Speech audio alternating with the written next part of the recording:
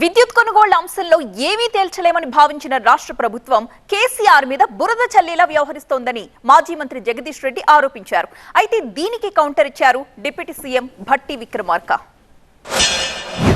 ఎట్లాగో కేసీఆర్ గారి మీద ఏం తేల్చలేం, ఏదో ఒక తప్పుడు సంకేతాలు ప్రజలకు పంపాలి, ఒక అబద్ధాన్ని 100 సార్లు మాట్లాడి నిజమని నమ్మించాలని చెప్పి ఇవాళ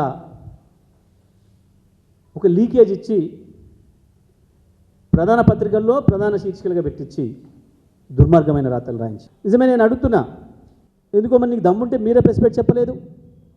మీ ముఖ్యమంత్రి, మీ విద్యుత్ శాఖ మంత్రి, మీ ఇంకో మంత్రి ఎందుకు చెప్పలే?